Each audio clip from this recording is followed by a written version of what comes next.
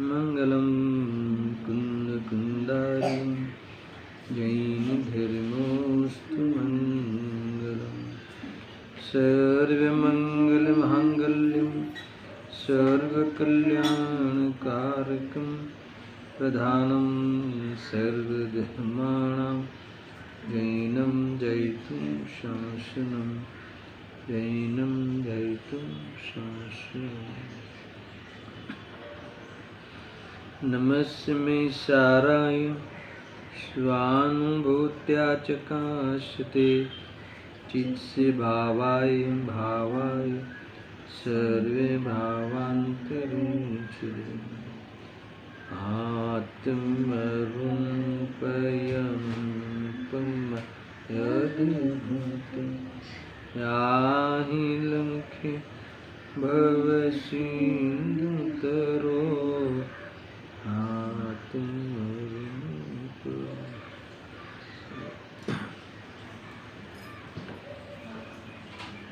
समय सार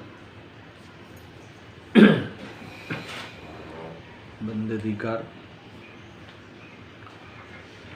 कल अंतिम दो गाथाओं पर भी आचार्य जयसेन देव की टीका के उपरांत जो दो गाथाएं लिखी है वो गाथाओं का स्वाध्याय हुआ।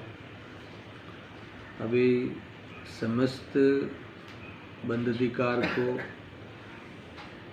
संक्षिप्त रूप में याद करते हुए एक समरी इन्होंने लिखी है। इस प्रकार से इस बंद अधिकार की पूर्णाहुति आचार्य जयसेन देव करते हैं। और ये समरी हम पढ़ेंगे पेज नंबर 525 बराबर।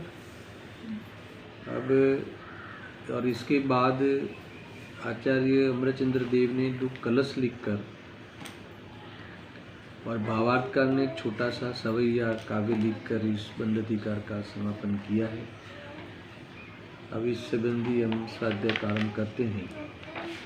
देखो इन्होंने इतनी अद्भुत जो 51 गाथा और इसके अतिरिक्त उनकी और 5 गाथा, टोटल 56 गाथाओं का जो समुदाय रूप जो अधिकार है बंद अधिकार, वो सारे गाथाओं को जो ग्रुप में उन्होंने बांटा था उस प्रकार से विषय वस्तु को के आधार से ग्रुप बनाए थे। तो विषय वस्तु को याद करा के पूरा बंद अधिकार का हमें यहाँ याद करा रहे हैं। पूरी याद ताजी हो जाएगी। देखो मैं पढ़ता हूँ इधर। इस प्रकार श्री जयसेनाचार्य कृत शुद्धात्मानुभूति लक्षण वाली तात्पर्य वृत्ति नामक समिसार व्याख्या में देखो कैसा नाम दिया है। तात्पर्य वृत्ति जो टीका है ना, उसका लक्षण क्या होता है? शुद्धात्मानुभूति लक्षण वाली। यानी ये टीका हमारा तात्पर्य क्या है? आत्मानुभूति। तो आत्मानुभूति कराने के लिए टीकाएँ लिखी जाती है, टीकाओं का स्वाध्याय किया जाता है, अर्थात ज्ञानियों के भाव समझा जाता है। तो ये मूल देखो कहीं भी प्रवचन सार में भी हमने जब प्रथम अधिकार पूरा किया, वहाँ भी अगर स्वाध्याय का फल आत्मानुभूति नहीं आता है तो उसे हम स्वाध्याय ही नहीं कहते। ये बात आई थी। अगर स्वाध्याय करो और आत्मानुभूति से वंचित रहो तो जिस प्रयोजन से स्वाध्याय करना है वो प्रयोजन की सिद्धि नहीं करो तो फिर स्वाध्याय में स्वाध्याय की या ज्ञान बढ़ाने की या मान कषाय पोषण की ही वृत्ति रहेगी, है ना। ये सब समझ में आता है। तो ये बहुत बढ़िया शुद्धात्मानुभूति लक्षण वाली तात्पर्य वृत्ति नामक समयसार व्याख्या में अथवा टीका में अब क्या पढ़ा हमने उसको याद कराते हैं। पूर्वोत्क्रम से जह नाम कोवि पुरीसो पहली गाथा है इत्यादि मिथ्या दृष्टि और सम्यक दृष्टि का कथन करने वाली 10 गाथाएं है ना। आपको याद है ना सब? वो स्तिग्न पदार्थ वाली जो थी ना, अखाड़ा में रेत में उतरता है तेल लगा के जो पुरुष, तो उसे धूल चोटती है, वो वाली गाथा है।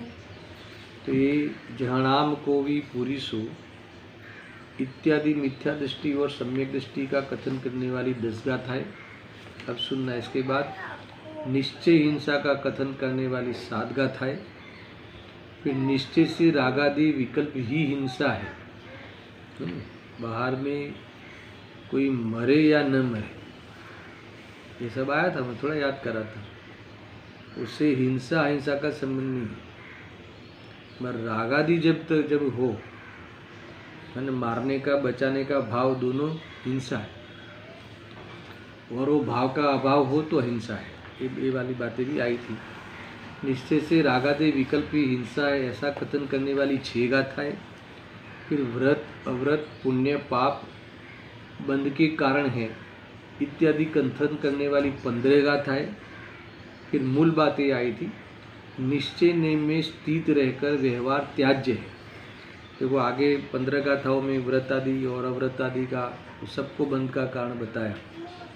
तो मान लो कि अव्रत रूप जीवन तो कोई त्याग कर भी देवे, मगर व्रत रूप अगर जीवन हो तो यहाँ कहते हैं कि वो भी त्याज्य है ना। व्यवहार नए भी त्याज्य है।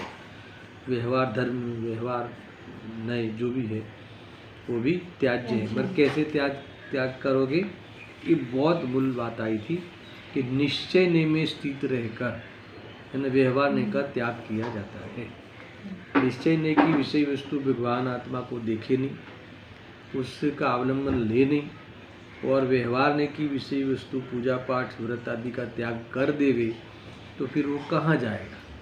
तो पापों में चला जाएगा, या फिर उसी में ही त्याग नहीं करे और उसी में रुचि करके रुके, तो भी मिथ्यात्व ही होगा।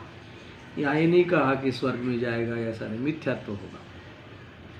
अगर रागादि भाव को जो व्यवहार को छोड़ देता है स्वभाव में गए बिना, है ना, व्यवहार धर्म को छोड़ देता है अथवा तो बाह्य व्यवहार को छोड़ देता है, तो क्या करेगा वो?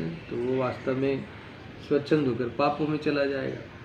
तो वहाँ भी स्वरूप की उपलब्धि नहीं होगी। और कोई कहे कि नहीं इसीलिए हम तो इस व्यवहार को छोड़ेंगे ही नहीं, उसकी रुचि रखकर उसमें ही रमे और स्वभाव की तरफ जावे ही नहीं, तो भी वो मिथ्यात्व ही होगा। ये बात ध्यान में रखना है ना। अगर तुम्हारा हमारा उद्देश्य आत्मानुभूति नहीं हो तो समझ लेना कि वो सम्यक स्वरूप भी नहीं कहलाएगा। समझ में आया ना। और आत्मानुभूति करनी हो तो यहाँ कहते हैं कि तुम्हें आत्मा का ग्रहण करना होगा, और आत्मा के ग्रहण पूर्वक ही व्यवहार का त्याग होता है। ये बात बहुत मुझे पसंद भी आई थी, उसका बहुत खुलासा भी हुआ था, क्योंकि हमें पूजा पाठ दया दान व्रत आदि जड़नी क्रिया है, जड़ भाव है, आश्रव भाव है। तो ये कहकर गुरुदेव श्री ने पूरा जीवन इस स्वभाव की निंदा की, समझना। तो इसलिए क्योंकि जीव को इसमें मिठास आती, जीव को इस भाव की रुचि हो जाती, जीव को इसके फल में, है ना, इसके फल की आकांक्षा रहती है। देखो एक तो मान मिले, सम्मान मिले दुनिया में, तुम व्रत आदि से और इस प्रकार से रहो। दूसरा उससे पुण्य प्रकृति का बंध हो तो संयोग में स्वर्ग आदि की उपलब्धि हो। तो ये समझकर उसकी मिठास होती है, मगर ये नहीं समझता कि ये यहाँ से रास्ता है, वहाँ से रास्ता चाहता है, रुकने की बात वहाँ नहीं। फिर भी अगर जो वो त्याग नहीं करे, इसलिए गुरुदेव सिंह ने बारंबार कहा, क्योंकि सारा समाज, है ना, पापों में नहीं दिखता था, पुण्य परिणाम में धर्म मानकर दिखता था। इसलिए इन्होंने कहा कि तुम धर्म मानना छोड़ दे। ये धर्म बीजी बात है, वितरागता धर्म है, कशायनी मनता रूप कोई परिणाम धर्म है नहीं, धर्मનું कारण है नहीं। इसीलिए ये सारा व्यवहार का त्याग और सारे व्यवहार की उपाधि बुद्धि जो हमारी है, तो उसका त्याग करने के लिए गुरुदेव सिंह ने यहाँ से बात बहुत उठाई, और इसमें ये ज़बरदस्त हमें सपोर्ट मिला। और गुरुदेव सिंह ने इसमें खोला है कि उसका त्याग करने का अर्थ है कि आत्मा में जाना, मंदिर में मत जाना कल से। इसका अर्थ क्या? आत्मा में जाना। समझ आया ना। अभी तुम्हें स्वाध्याय में जाने की जरूरत नहीं है। इसका अर्थ क्या? कि स्वरूप में जाना। समझ में आया ना। अभी तुम्हें पूजा पाठ और ये यात्राओं में अभी तुम्हारे लिए वो नहीं है सब, है ना। ये तो प्रथम भूमिका में उपयोग लगे नहीं स्वरूप में।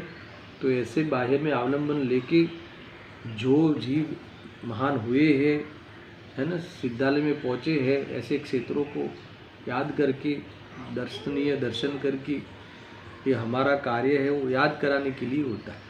अभी तुम तत्व ज्ञान कर रहे हो तो अभी तुम्हें स्वरूप में जाना इष्ट है, वितराग होना इष्ट है, ये बात। इसीलिए निश्चय में स्थित रहकर व्यवहार त्याज्य है। इस कथन की मुख्यता से 6 गाथा है। पिंड शुद्धि की मुख्यता से 4 गाथा है। फिर निश्चय ने से रागादिक कर्मोजन, क्या कहा, निश्चय ने से रागादिक कर्मोदय जनित है, ये तो अभी चला ना बहुत। निश्चय ने से रागादि कर्मोजन जनित है, इसका अर्थ क्या, आत्मा अकारक है, ये बातें चली ना। इस कथन की मुख्यता से 5 गाथा है और इसी को ही लेकर जो प्रतिक्रमण और अप्रतिक्रमण की गाथाएं चली। और निश्चय ने से अप्रतिक्रमण और अप्रत्याख्यान बंध के कारण है, समझ में आया ना। वो सब भाव द्रव्य प्रतिक्रमण आदि उसका कारण है, आत्मा तो अकारक है। इसलिए जब तक ये अप्रत्याख्यान जो है वो उसका त्याग नहीं करेगा, अप्रतिक्रमण रूप का त्याग नहीं करेगा, उस जिसके लक्ष्य से होता है ऐसे पदार्थों से पीछे नहीं हटेगा, अर्थात जिसके लक्ष्य से होता है ऐसे पदार्थों का की आकांक्षा नहीं छोड़ेगा, है ना, तब तक ये प्रत्याख्यान और प्रतिक्रमण जैसे महान धर्म अर्थात वितराग परिणाम को प्राप्त नहीं होगा। इसीलिए वो अप्रतिक्रमण और अप्रत्याख्यान बंध के ही कारण है। ऐसी कथन करने वाली 3 गाथाएं। एक की टोटल कितनी हुई, है ना, मूल आचार्य कुंकुल देव की 51 गाथा और इनकी 5 अतिरिक्त हुए ना। इस प्रकार से 56 गाथाओं के समुदाय में 8 अंतराधिकारों का के द्वारा 8वां बंध अधिकार पूर्ण हुआ। समझ में, पूर्व रंग अधिकार पकड़ के ये 8 अधिकार है। पूर्व रंग अधिकार को अगर भूमिका के रूप में लेवे तो ये 7 अधिकार है, 7 पूरा हुआ, है ना। इस प्रकार से लेना, वो कोई खास बात नहीं है। क्योंकि अब तुरंत इसके बाद मोक्ष अधिकार 8वां नंबर आएगा ना, तो आप कहो कि 8वां तो पूरा किया ना। तो पूर्व रंग अधिकार को पकड़ के 8 होते हैं और फिर 2 अधिकार मोक्ष अधिकार और सर्व विशुद्ध ज्ञान अधिकार।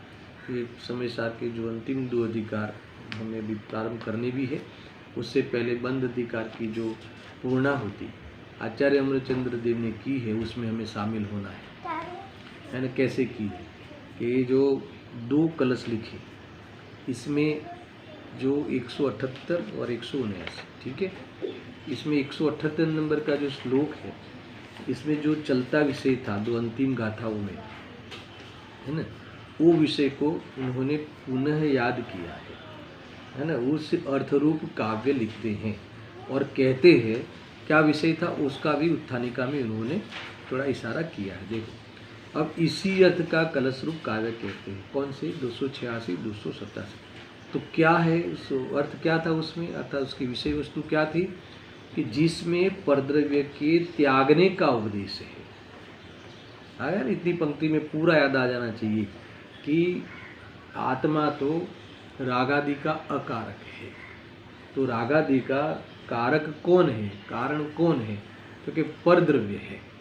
देखो मैं भी परद्रव्य का लक्ष्य मैंने बोला नहीं, पर ऐसा परद्रव्य है, यानी परद्रव्य के प्रति अटैचमेंट, परद्रव्य को लेकर कल्पनाएं करना, इस परद्रव्य में इष्टनिष्ठ की बुद्धि करना।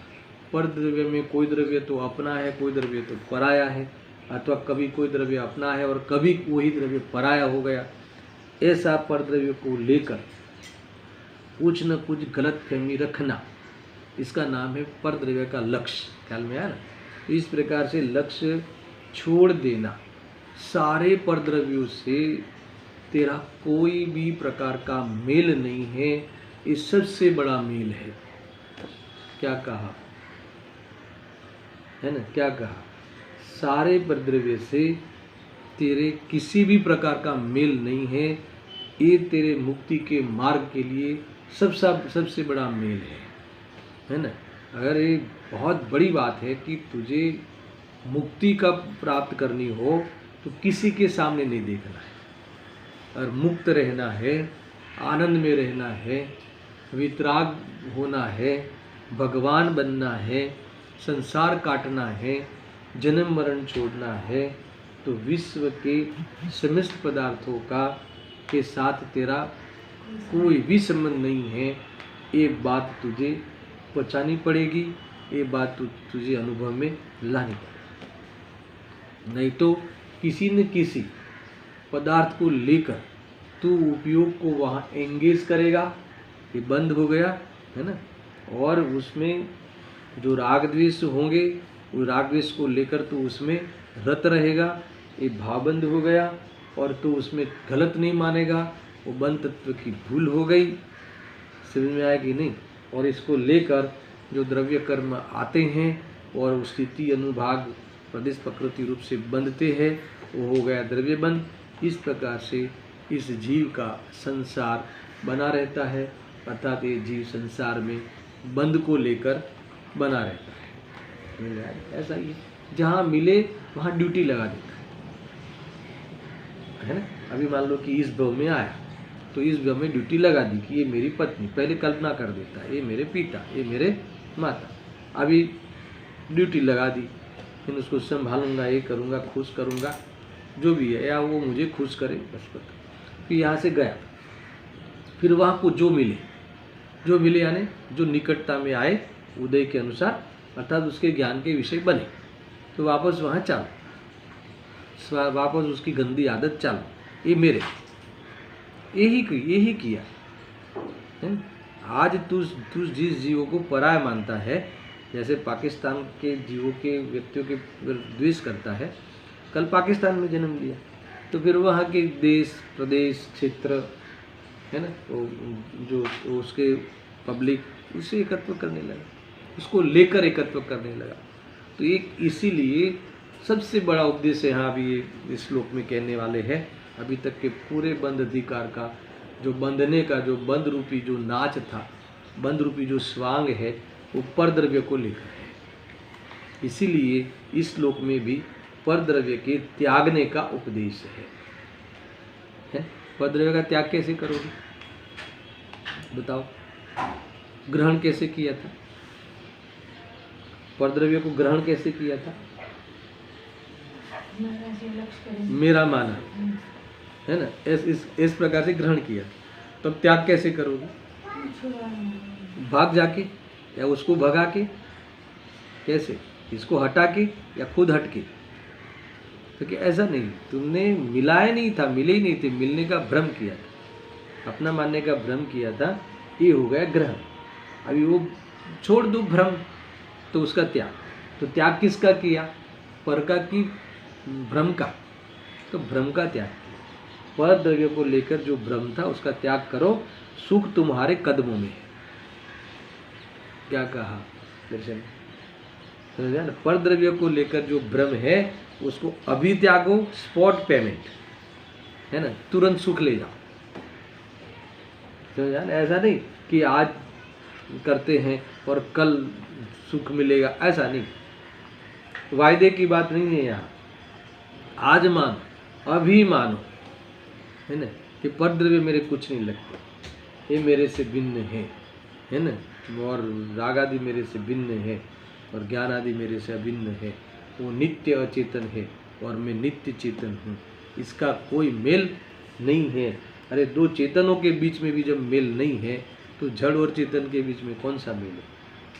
एक चेतन और दूसरा चेतन है ना, अनंत है ना जीव। तो मान लो कि पत्नी का पत्नी चेतन, मैं चेतन, दोनों के सुख दुख उदय सब कुछ अलग अलग भिन्न भिन्न है। एक स्त्री है, एक पुरुष है, समझ में आया कि नहीं? एक के विचार कई हैं, दूसरे के विचार कई हैं, इसके बाह्य के उदय कई है, एक निरोगी है, एक रोगी है, कई प्रकार के अंतर है। तुम्हारा कुछ मेल नहीं, उसका अपना ज्ञान अपने लिए है, मेरा अपना ज्ञान हमारे लिए है। समझ में आया कि नहीं? वो उसकी नासमझ उसकी है, हमारी नासमझ हमारी है, उसके कारण मेरी नासमझ है, ऐसा नहीं। मुझे बताओ कि कोई चेतन चेतन के बीच में भी मेल नहीं, हर चीज अलग अलग है कि? अरे भाई परमाणु परमाणु की विशेषता भिन्न भिन्न है। जब एक जड़ दूसरे जड़ का नहीं हुआ, समझ में आया कि नहीं, तो फिर कोई जड़ चेतन का होए और चेतन जड़ का हो जाए, वो कैसे हो सकता है। इसीलिए सारा जो भ्रम है अभी छोड़ दो, सुखी हो जाओ। सुखी होने के लिए यही एक वरदान है। अगर इसके अलावा जो भी तुम्हारी मान्यता है वो तुम्हारे लिए श्राप है। समझा? मिथ्यात्व तुम्हारे लिए, हमारे लिए श्राप है। ये हमें कहीं का नहीं रखेगा, बेइज्जत कर देगा, है ना? ये कैसा है? त्यजतु जगदिदानीं मोह जन्म लीढम। आगे श्लोक पढ़े कि नहीं पढ़े? अनादि से छाती लगाया है वो मोह तुझे, है ना, बदनाम करता है। वो मोह तुझे तेरी फजीती करवाता है, तो भी ये जीव की आंखें नहीं खुलती। समझ आएगी नहीं? फजीती करवाता ना, मैं अपना मानूं और कोई मेरा होवे नहीं, वो फजीती नहीं तो और क्या है। मैं अपने इस बेटे को अपना मानूं और वो मेरा कभी होता नहीं, होगा नहीं, तो मेरी मान्यता के विरुद्ध में हुआ ना काम, तो ये फजीती हुई कि नहीं? कितनी बेइज्जती होती है। तुम जीवन भर मानो और वो तुम्हारा होवे नहीं, तो तुम्हारी इज्जत हुई कि बेइज्जती हुई? तो भी ये बोलता नहीं, मैं तो ये और किसी के पास जाता हूँ, देखता हूँ और ट्राई करता हूँ, है ना, दूसरी गति में जाके देखता हूँ वहाँ कोई मिल जावे, और यहाँ ये बच्चे हमारे नहीं हुए तो नहीं हुए, समझ आया कि नहीं? और कहीं जाके देखते हैं, जाओ। यही किया है रखड़ने का धंधा, परद्रव्य के त्याग करने का उपदेश है, समझ आया ना? इसीलिए सुख हमारे कदमों में पड़ा है। एक बार तुम, है ना, स्वरूप को देख ले, बहुत, है ना, ऊंची चीज है आत्मा, है ना, बहुत बड़ी चीज है। एक बार तुम चैतन्य स्वरूप को अपना लो, ये सारे परद्रव्यों के साथ मिला के, है ना, अपना अपमान मत करा। ये विधवा होगी, ये भी दूर हो गया। दुनिया दया की नजर से देखेगी नहीं देख, अरे इसका पति चला गया, अरे इसकी पत्नी नहीं रही, बेचारा, ऐसा करके दुनिया के दया के विषय बनता है ये जीव, जबकि आत्मा ब्रह्मचारी है ना, ब्रह्म स्वरूप में रमे ऐसा आत्मा है। ये कोई एक दूसरे को छूते नहीं, आत्मा को पति होता नहीं, आत्मा को पत्नी होती नहीं। तुमने एक कल्पना कर दी, परद्रव्य के साथ कोई ना कोई भ्रम पैदा कर दिया, अब करो गुलामी, करो गुलामी मोह को लेकर। कभी सोचा है मुनि बनकर मुक्ति के मार्ग में चले जाना, वापस ही नहीं आना, मेरा क्या है इस दुनिया के द्रव्यों से, क्या लेना देना है? हम ऐसे चौटते हैं कि जैसे ये मेरे ही है और इसके अलावा मेरा कुछ है ही नहीं, यानी मैं तो आत्मा को याद ही नहीं करता, यही मैं हूँ, ऐसा इस प्रकार से हम चौटे हैं। तो कैसे हुआ? एक बार तो खोलो अपने दिमाग के द्वार, एक बार तो खोलो अपने ज्ञान के कबाट, एक बार तो खोलो अपने हृदय को, एक बार तो अंदर जाके देख, अपने साथ रह के देख। पर के साथ कब तक रहे? समझ में आया? मैं तो बोलता हूँ ना, पुण्य की भीख से कितने दिन चलेगा? मेहनत से मिलता नहीं, ये मिलता है पुण्य की भीख से, कितने दिन चलेगा? संतोष नहीं, वेद ज्ञान नहीं, कैसे जीवन निर्वाह होगा शांति से? संभव है क्या? है ना? वापस कल भीख मांगना चालू, है ना? नहीं, आज तो ऑर्डर मिल गए, आज तो हो गया, आज का पूरा खर्चा निकल गया, मुनाफा, अब कल चालू वापस। सब और क्या है, कुछ काम है क्या? समझ आया कि नहीं? तो ये ऐसा ही है, हमारे लिए कुछ काम है क्या एंगेज करने के लिए? कठपुतली की तरह नाचता है जी बंधनों में, ये बहुत बड़ा उद्देश्य परद्रव्य के कहा ना, जिसमें परद्रव्य के त्यागने का उपदेश है, ऐसा श्लोक यहाँ आचार्य अमृतचंद्र देव लिखते हैं। इसीलिए जल्दी से जल्दी तू कहीं बाहर मत दे, बाहर मत दे, क्या नहीं, जानने वाला रहे, प्रेक्षक रहे, साक्षी भाव से रहे। बाहर तू अपनी कल्पना मत कर, तुरंत ऐसा ऐसा यहाँ अच्छा लगे, ऐसी बिल्डिंग हो तो अच्छा लगे, है ना, ऐसा गांव हो तो गांव में अच्छा लगे। कभी आत्मा इससे अच्छा लगता ही नहीं। गामड़ा में रहવું સારું કે સિટી में रहવું સારું? देवलाली अच्छा कि बम्बे अच्छा कि हिम्मतनगर अच्छा? कहाँ अच्छा लगा? सोनगढ़ अच्छा? शिखर जी हैं, अनंत बार रह के आया है ना, एक प्रदेश पे अनंत बार जन्म लिया। इसलिए एक बात सोचो, परद्रव्य, यही परद्रव्य को लेकर ही कल्पना करता है। एक बार तो सोचो, कल भी मैंने थोड़ा वजन लिया था इस बार, है ना। मुझे कोई अधिकार को समाप्त करने की जल्दबाजी नहीं है, मुझे तो बंध को समाप्त करने की जल्दबाजी है। समझ में आएगी नहीं भाई, एक बार सोचो जरा, और आराम से रहो ना, आराम से रहो ना। कोई द्रव्य को लेकर क्या है, तुम मान लो कि ज्ञाता दृष्टा रूप रहो, कोई आवे कोई जाए, इतना इतना बस कल्पना क्यों करें। ऐसे वस्त्र हो, ऐसे कार हो, ऐसे मोटर हो, ऐसी मोटर कारें हो, ऐसा ये हो, ऐसा वो हो, क्या चक्कर है ये? कल बता रहा था ना, ये देखो, ये गाड़ी है ना, ये दुनिया में ऐसी गाड़ी एक ही है, ऐसा बता रहा था।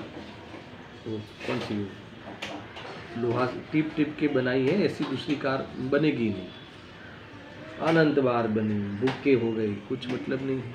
तेरे क्या है, आत्मा पसंद पड़े, वो दूसरी चीज़ों से प्रभावित हो गई, दूसरी चीज़ों में दिखे तो कितनी मजबूरी से दिखे, ज्ञानी कितनी मजबूरी से दिखे, ऐसा है।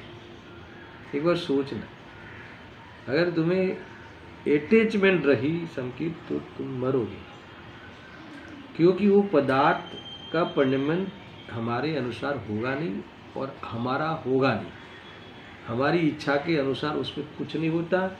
और जब इच्छा भी हमारी नहीं है तो इच्छा के विषय वस्तु के साथ कौन सा संबंध हो? इच्छा भी कौन सी स्थायी है, बताओ, कौन सी स्थायी है? कभी डार्क कलर अच्छा लगे तो कभी लाइट कलर अच्छा लगे, क्या हुआ इच्छा का? कभी मंदिर जाना अच्छा लगे तो कभी मंदिर जाना अच्छा ही नहीं लगे, कभी थिएटर अच्छा लगे तो कभी थिएटर अच्छा लगे। क्या है उस इच्छा का आधार? उस इच्छा के आधार से जीवन बनाना, है ना, उस इच्छा के आधार से जीवन की रचना करना कितना बुद्धिवंत है वो, कौन सा बौद्धिक कार्य है? हमें मारी इच्छा है અને મારે પૂરી કરવી જોઈએ, હે ને, મારા દીકરાની ઈચ્છા છે, મારે એને પૂરી કરવી જોઈએ, મારો જન્મસિદ્ધ અધિકાર છે, કરો करो, होता नहीं, होता।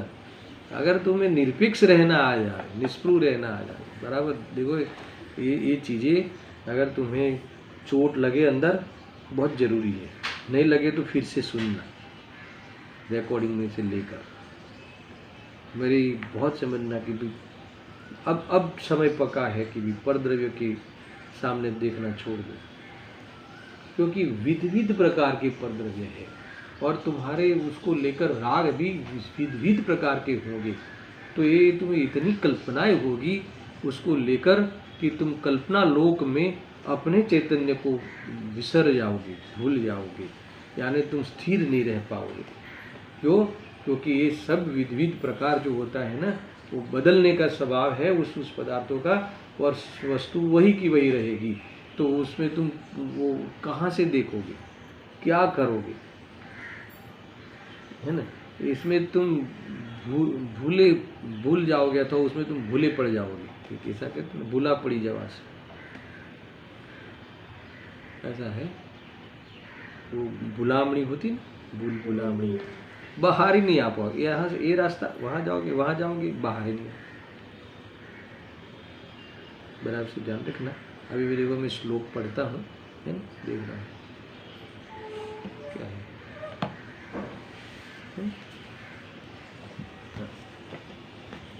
सुनो,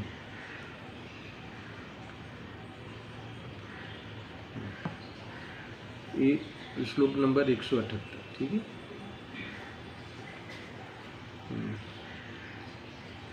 शार्दूल विक्रीडित है।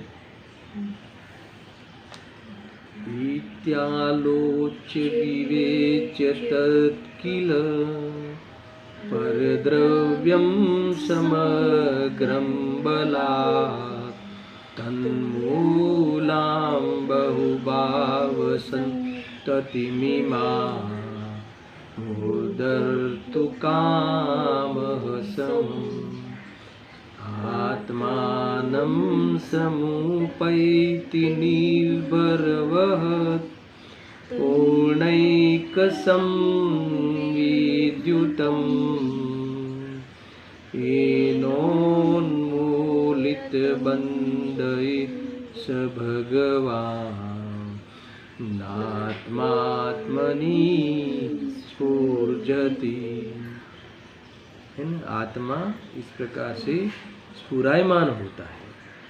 ये अलग है क्या, ये दूसरा है, उस समय समझ में नहीं आएगा। ऐसा इस प्रकार से सुनना।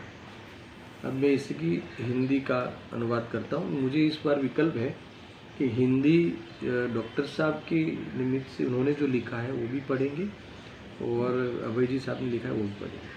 इतना अद्भुत अर्थ है इसका, महत्वपूर्ण कलश है। देखो 178 नंबर सविया के रूप में लिखा है। 178 परद्रव्य है निमित्त पर भाव नैमित्तिक। मिला, मैं पढ़ता। परद्रव्य है निमित्त पर भाव नैमित्तिक, नैमित्तिक भावों से कसायवान हो रहा। स्पष्ट है। आगे का ही विषय क्या, फिर से पढ़ता हूँ। परद्रव्य है निमित्त पर भाव नैमित्तिक, नैमित्तिक भावों से कसायवान हो रहा। भावी कर्म बंधन हो इन कसाय भावों से।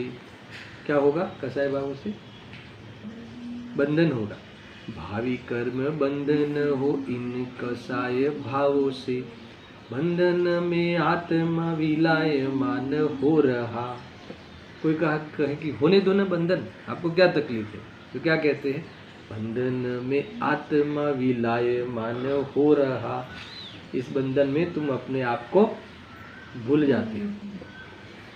बंधन में रहते हुए मुक्त स्वभाव का लाभ नहीं होता। इसी प्रकार ध्यान पर भावों की संतति को, बहुत बड़ी है संतति, खतरनाक है। देखो, एक तुम परद्रव्य को अपना मानो, होता है ना कि भी एक लंगोट रखे तो क्या प्रॉब्लम है, मुनिराज, एक लंगोट रखे तो क्या प्रॉब्लम। अच्छा, लंगोट रखे तो फिर क्या चाहिए, बदलने के लिए दूसरी भी लंगोट चाहिए, फिर उसको धोने के लिए साबुन चाहिए, पानी चाहिए, सुखाने के लिए डोरी चाहिए, फिर वो जगह चाहिए। यह नहीं संतति, संतति ये विकल्पों की संतति। देखो, कोई भी तुम्हें ऐसा लगे कि बस अब इतना ही, एक बार ये इतना हो जाए, है ना, फिर निर्विकल्प हो जाए। होता है ऐसा। मान लो कि एक बार बस बच्चों की शादी हो जाए, बहू आ जाए घर में, फिर क्या हो जाएगा, फिर उस विकल्प से फिर हमें शांति हो जाएगी। होता है क्या ऐसा, संतति होती है। दूसरे विकल्प को जन्म देते देते फिर वो आया, शादी आया, फिर बहू आई, फिर है ना। अब एक बार बच्चा पोता पोती हो जाए और बेचारी वो घर संभालेगी कि पोता पोती को बच्चों की संभाले, तो मैं वो संभालो। बस ऐसे ही वो संतति रूप से है। विकल्प विकल्प, विकल्प विकल्प, होता ही नहीं, वो समाप्त होगा ही नहीं। मुझे ये बता दो कि तुम्हारा जो भी एम है बता दो, और तुम्हारा उसमें अंतिम गोल बता दो। राग का कोई अंतिम गोल हो सकता है क्या? है ना। जितने भी बम्बई में आए हैं अपने समाज से, तो वो सब यही समझ के आए थे, हम सबको लेकर कि बस ये 25,000 मिल जाए महीने का बहुत हो रहा है। इससे कई गुना मिलने लगा तभी बहुत नहीं हुआ, समझ में आया ना। इससे भी कई गुना मिलने लगा था तो भी बहुत नहीं हुआ, और मिले और मिले और मिले, वो ये संतति। इसी प्रकार ध्यान पर भाव की संतति को, फिर क्या करना, प्रभाव की संतति पता चला, झड़ से उखाड़ स्फुरायमान हो रहा, यानी है ना, जड़ बूट से उखाड़ दिया। यानी ये हमने देखा कि ये विकल्पों की जड़ कहाँ है, इतने विकल्प क्यों रहते हैं? तो जड़ ढूंढो। मिथ्यात्व है ना, ये परद्रव्य को अपना माना, उसमें उपाधि बुद्धि माना, उसमें एकत्व बुद्धि करी, और राग आदि को स्वभाव जाना, तो बस अब लगा रहा। तो क्या जड़ मूल से उखाड़ दिया ज्ञानी ने वेद ज्ञान के द्वारा। जड़ से उखाड़ स्फुरायमान हो रहा, आनंद कंद निज आत्म के वेदन में। उसका फल क्या आया है ना, आनंद का निज आत्मा का वेदन आया। निज भगवान शोभायमान हो रहा, शोभायमान यानी प्राप्ति, उपलब्धि। निज आत्मा से वह अब ज्ञान ज्योति स्फुरायमान हुई, शोभायमान हुआ, आत्मा की उपलब्धि हुई। यानी वो दुनिया का, विश्व का सबसे अमीर व्यक्ति बन गया। शोभायमान किसे कहते हैं दुनिया में? अमीर को ना। तो जिसे आत्मा का वैभव मिल जाए, अनंत शक्तियों का भंडार मिल जाए, है ना, अनंत है ना, आत्मा की अनंत शक्तियों का प्रकट हो गई, तो ये केवल ज्ञान से, अनंत चतुष्टय से, है ना, अनंत गुणों की अनंतता से, पर्याय में अनंतता प्रकट हो गई, उससे वह जीव सिद्ध बनकर शोभायमान हो गया, अर्थात तो अपने आत्मा की उपलब्धि मिल गई, हो गई। क्या किया दर्शन में? क्या किया? व्यापार बढ़ा है? क्या बढ़ा है ना? कुछ नहीं बढ़ा है। वो पर द्रव्यों से हटा, पर द्रव्यों से अटैचमेंट छोड़ा। कोई कहे कि पर द्रव्यों से अटैचमेंट क्यों छोड़े? इसीलिए कि वो तेरा है नहीं। लॉजिक तो है ना, इसलिए आया ना। वो तो पुद्गल द्रव्य ना गुण छे, समझ में आया ना। इसीलिए ये जो उद्देशिक और जो आया था ना, आहार आदि, अध्ययकर्म आदि, तो वो क्या कह रहे थे? हाँ, पुद्गल द्रव्य का। इसको चालू करो, समझ आया कि नहीं? क्या बात आई थी कि इन्होंने ये कहा कि भाई क्या थी बात? पुद्गल द्रव्य ना गुण छे, ये पुद्गल द्रव्य का गुण है, यानी तो पुद्गल द्रव्य का पिंड में नहीं। ये समय नहीं, समझ में नहीं आ रहा ना, इसको चालू रखो। हाँ,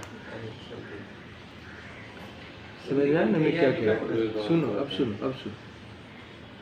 समझ में आया कि पुद्गल द्रव्य को इस प्रकार से, जब इन्होंने कहा कि भी अटैचमेंट क्यों छोड़े, कि अटैचमेंट तू क्यों करे, तेरा हो सकता है क्या तुम माने वैसा? तो ये कह रहे कि इसीलिए परद्रव्य का तुम क्या कर दे? त्याग कर दे। यही एकमात्र सुखी होने का उपाय है। देखो, और मैं पढ़ता हूँ, और हिंदी पढ़ता हूँ, सुन। 171 173 पंडित जी का है। पर मूलक इन बहु भावों को एक समय में करो विनष्ट, यह विचार कर सब पर द्रव्यों को निज बल से जाने भिन्न। है ख्याल में? पर मूलक इन बहु भावों को एक समय में करो विनष्ट, यह विचार कर सब पर द्रव्यों को निज बल से जाने भिन्न। पर द्रव्यों को भिन्न जानना। देखो, पर मूलक जितने भी बहुभाव होते हैं उसको कैसे विनष्ट करे? पर द्रव्य को भिन्न जान, अपने से पर को भिन्न जान, पर से अपने को भिन्न जान, है ना। अपने से पर को भिन्न जान यानी पर की रुचि छोड़, पर से अपने को भिन्न जान यानी अपनी रुचि कर, है ना। बस यही है, यानी मैं चैतन्य स्वरूप हूँ ऐसा अनुभव कर, और जड़ आदि में नहीं हूँ ऐसा अनुभव कर। बस इससे तेरा काम हो जाएगा, इससे तेरी मुक्ति हो जाएगी, इससे तेरे कर्म का बंध रुक जाएगा। इतना है। सुनो, ये लिख लिख क्या करते हो, सुनो, इसमें समझ में आया कि नहीं? ऐसा उपयोग यहाँ रखो। पर मूलक इन बहु भावों को एक समय में करो विनष्ट, यह विचार कर सब पर द्रव्यों को निज बल से जाने भिन्न। पूर्ण एक संवेदनमय अतिशय प्रवाह युत आत्म को, बंध विनाशक यह भगवान आत्मा निज में स्फुरित हो। आया? ठीक है। उसे भिन्न जान के क्या करो? भिन्न भी निज बल से, निज बल यानी वेद ज्ञान से, विवेक से, समझे? इसका नाम निज बल, आत्मबल। बहुत बल पड़ता है इसमें, वीर्य, वीर्य चाहिए। पर द्रव्य से भिन्न भेद ज्ञान करने के लिए वीर्य स्फुरायमान होना चाहिए। तो इससे क्या होगा? पूर्ण एक संवेदन में अतिशय प्रवाह युक्त आत्म को, है ना। फिर क्या करे? तो ये जो संवेदन में जो प्रवाह रूप से अतिशय है ना, अतिशयता है। क्या अतिशयता है? कि तुमने अनंत काल से इसे जड़ माना या अपना नहीं माना, तो भी तेरा ही रहा, इसकी अतिशयता है। समझ में आया ना? तुमने क्षणिक माना तो भी ये अजर अमर रहा, ये अतिशयता है। और ये अतिशयता प्रवाह युक्त से बह रही है, धारावाही रूप से तेरे ज्ञान में वह आ रही है, अथवा तेरे ज्ञान की पर्याय में हर समय वह प्रसिद्ध हो रही है। ये तेरे भगवान आत्मा की ये स्वरूप है ना। ये तो इससे क्या करें? अगर ये इसका संवेदनमय करके ये कहते हैं कि बंध विनाशक जो आत्मा है उसको तू प्राप्त हो जा, यही तेरे लिए अंतिम उपदेश है।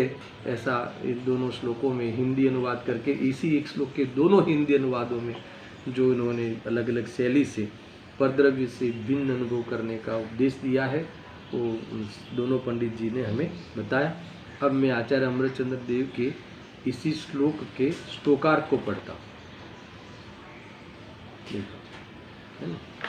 तो इसमें भावार्थ भी है इस श्लोकार्थ में, और बुद्धिस्ट की प्रवचन का तो क्या कहना, बहुत अद्भुत प्रवचन हुआ है। हम प्रवचन भी पढ़ेंगे। पहले श्लोकार्थ पढ़ता हूँ। इस प्रकार, यानी आगे का गाथा जोड़ते हैं, परद्रव्य और अपने भाव की निमित्त निमित्तिकता को, क्या कहा? परद्रव्य और अपने भाव की निमित्त निमित्तिकता को, बराबर है, विचार करके। क्या विचार करना? क्या विचार करना? याद है किसी को? इतनी गाथा चली, इतनी बार चलाई, इतने तुमने पेज पर भरे लिख लिख के। अब बताओ क्या हुआ इसमें? बताओ कि ये परद्रव्य और अपने भाव की निमित्त निमित्तिकता को विचार करके करो। विचार क्या क्या बताया था आचार्यों ने? कि ये जो रागादि भाव मुझे हो रहे हैं, मेरी पर्याय में जो ये अप्रतिक्रमण आदि, अप्रत्याख्यान आदि जो भाव हो रहे हैं, उसका कारण कौन है ना? उसका कारण परद्रव्य है, अथवा द्रव्य प्रतिक्रमण, द्रव्य प्रत्याख्यान है। ये जो बाह्य पदार्थों का जो हमने लक्ष्य किया है वो है। उसका कारण कौन नहीं है? आत्मा नहीं है, स्वभाव नहीं है। स्वभाव में इसका कोई कारण नहीं है। हमारी पर्याय में जो रागादि हो रहे हैं उसमें वो होने का स्वभाव में कोई कारण नहीं है, स्वभाव उसका कारण हो नहीं सकता। ऊपर से स्वभाव अगर देखे तो ये रागादि उत्पन्न ही नहीं होती, इसलिए आत्मा तो अकारक है। तो ये कहते हैं कि ऐसा विचार करके फिर क्या करो? परद्रव्य मूलक बहुभावों की संतति को एक ही साथ उखाड़ फेंकने का इच्छुक पुरुष, है ना, ऐसा विचार करके अब ऐसा विचार किया तो क्या इच्छा हुई, है ना, कि क्या किस प्रकार का पौरुष जागा अंदर में, कि इसीलिए सारे परद्रव्य मूलक जो बहुभाव है उसकी संतति को उखाड़ फेंक। देखो मैंने संतति का भावासन कराया। परद्रव्य मूलक बहुभाव की संतति, संतति है ना, जैसे गुरुदेव जी तो ऐसे समझाते हैं कि एक व्यक्ति को बेटा हुआ, फिर इसका उस बेटे को भी बेटा हुआ, फिर इस बेटे को भी बेटा हुआ, जैसी संतति पीढ़ी पीढ़ी चलती ना परंपरा, तो कि ये संतति को उखाड़ है। अब तुम अपने जीवन में संतति को याद करो। कैसे संतति, अभी थोड़ी देर पहले समझाया था मैंने कि मान लो कि ऐसी संतति हुई कि बस बहुत हो गया, अभी एक फैक्ट्री करते हैं तो बहुत हो गया, तो उस फैक्ट्री को लेकर तुमने विकल्प की संतति को जन्म दिया है ना, अभी ये समाप्त हो जाता है क्या, फिर उसको लेकर अब इसको ऐसे संभालो, इसमें इतना काम लाओ, इसमें इतना विकास करूँ, समझ में आया ना, तो इसके ये विकल्प, फिर उस विकल्प के लिए ये प्रोडक्ट बनाऊँ, फिर इसको ये सेल करूँ, फिर इसको और नया, तो ये विकल्प की संतति, ये दुख के कारणों का समूह। तो अब बताओ कि ये संतति को उखाड़ फेंकना है, जड़ से उखाड़ फेंकना है, क्या करोगे, क्या करोगे? तो ये कह रहे हैं कि इसका इच्छुक पुरुष को क्या करना चाहिए, सुनना, उस समस्त परद्रव्य को बलपूर्वक, उद्यम पूर्वक, पराक्रम पूर्वक, ये पराक्रम करना है, भिन्न करके, त्याग करके, यहाँ तक पहले पढ़ो, उसको भिन्न करके आने, भिन्न जान के, भिन्न मान के, इस परद्रव्य में सुख की छांट नहीं है, इस परद्रव्य में मेरे कार्य का, मुझे सुखी होना है, इसका इसमें कोई भी कारण नहीं है, ये कभी मेरे हो सकते नहीं है, ये मेरे अनुसार चल सकते नहीं है, ये मेरे ज्ञान के ज्ञेय तो है, ये भी मेरे ज्ञान की योग्यता में, उस जानने लायक है ना, उस योग्यता में जानने में आते हैं, वो भी मेरे ज्ञान का स्वतंत्र परिणमन है, वो ज्ञेय है इसलिए जानना हुआ ऐसा भी नहीं है, जानने का स्वभाव है इसलिए जानना होता है सहज भाव से, है ना, और जानना ही होता है, और कुछ उस पदार्थ में ज्ञान से कुछ होता नहीं है, और उस पदार्थ से अपने ज्ञान में कुछ होता नहीं है, ऐसा जानने का नाम पराक्रम, ऐसा जानने का नाम पुरुषार्थ, है ना, ऐसा जानने का नाम सत्य ज्ञान, ऐसा जान के ऐसी प्रतीति करने का नाम बल। परद्रव्य की रुचि छोड़ना, परद्रव्य को लेकर जो है ना उपादेय उसमें अपना तो बुद्धि छोड़ देना, अभेद बुद्धि छोड़ देना, है ना, ये है। कर्म और नो कर्म में जब तक अभेद बुद्धि करेगा तब तक अप्रतिबुद्ध रहेगा, है ना। अभेद बुद्धि का अर्थ क्या है, अपनी चीज मानकर उसके संपर्क में बना रहेगा, तब तक ये जीव चार गतियों में खड़ा रहेगा, अड़ा रहेगा, पड़ा रहेगा, है ख्याल में, ऐसा है। तो ये देखो एक ये है ना, तो क्या करना है, उस समस्त परद्रव्य को बलपूर्वक, यानी कोई भी नहीं, ये ठीक है, हम अड़ोस पड़ोस को अपना नहीं मानते, तो अपने बच्चों को तो अपना माने ना, तो यहाँ समस्त परद्रव्य को, अरे ये मान लो कि पड़ोस वाला भी तो परद्रव्य है, तो ये भी तो परद्रव्य है ना। कोई कहे चलो बाल बच्चों को परद्रव्य मान लेते हैं, पर देवशास्त्र गुरु को तो क्या वो भी परद्रव्य है, उनके लक्ष्य से राग ही होगा, वितरागता नहीं होगी। समझ में आया कि नहीं? ये कह रहे परद्रव्य यानी उनकी राह देखोगे कि वो हमें मुक्ति ले जाएंगे, तो तुम्हें मिथ्या तो होगा और कुछ नहीं होगा, धर्म तो होता ही नहीं। समझ में आया कि नहीं? क्योंकि वो ही बताते हैं कि तेरे में तू धर्मी है, उसके आश्रय से धर्म प्रकट होता है, ऐसा है। देखो परद्रव्य को बलपूर्वक भिन्न करके, त्याग करके, अब क्या करना, सुनना, बहुत बड़ी बात आ रही है। निर्भर वहन पूर्ण एक संविद युत आत्मानम, है ना, सुनना, निर्भर वहत, अब निर्भर होना है ना, तो कैसे देखो, अतिशयता से बहुत हुए धारावाही, क्या कहते देखो, अतिशयता से बहुत हुए, अतिशयता से बहुत हुए धारावाही पूर्ण एक संवेदन से युक्त अपने आत्मा को प्राप्त करता है। अगर जो परद्रव्य को जो भिन्न जानता है, वह जीव अतिशयता से पूर्ण, अतिशयता से धारावाही, अतिशयता से प्रवाह रूप, ये कह रहे हैं रहने वाला। कहाँ प्रवाह रूप? हर तेरे कालखंड में तेरे सुख का कारण समीप रहने पर भी तू उसे नहीं देखता था, मगर जैसे तूने परद्रव्य से मुंह मोड़ा, जैसे ही तुझे परद्रव्य से भिन्नता का भान हुआ, समझ में आया ना, उस ओर से उठाई बात, तो तुझे अपने चैतन्य स्वरूप का ख्याल आए बिना नहीं रहेगा। क्योंकि विश्व में दो ही चीज है। कितनी है? अनंत है कि दो है? दो ही है, एक स्व और एक पर। जब पर को स्व मानना छोड़ दिया तो स्व को स्व मानना होता है। तो ये स्व कहाँ था? तो कि जब तू पर को पर मान रहा था तब भी उस मिथ्यात्व के काल में तेरा जो स्व है, तेरा जो अपना भगवान आत्मा है, तेरा जो चैतन्य स्वरूप है वह मौजूद था। तब भी जानने रूप परिवर्तन करता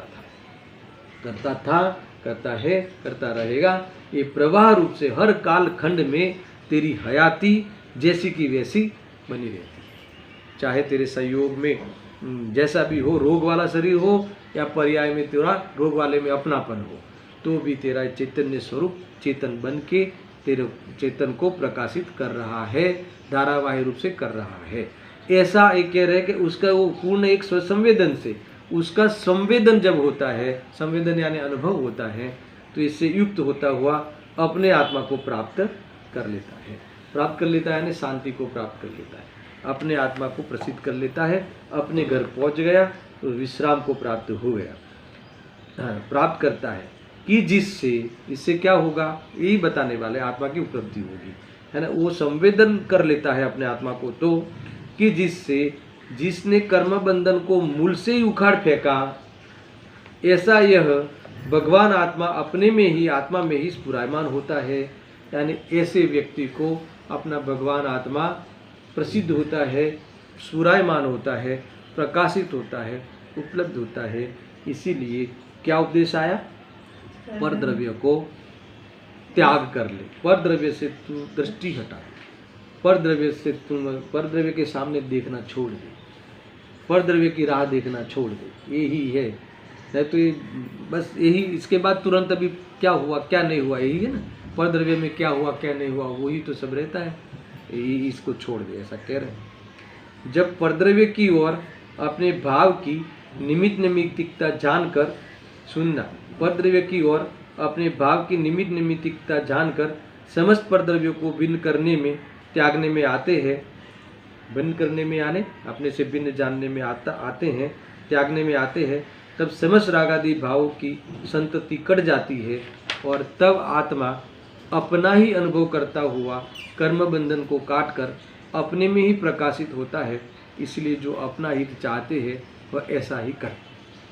मैंने भावार्थ से पढ़ लिया है, कल भावार्थ से मैं पुनः चालू करूँगा और फिर गुरुदेव जी की प्रवचन की कुछ अंश हम पढ़ेंगे। सहजानंदी शुद्ध स्वरूपी अविनाशी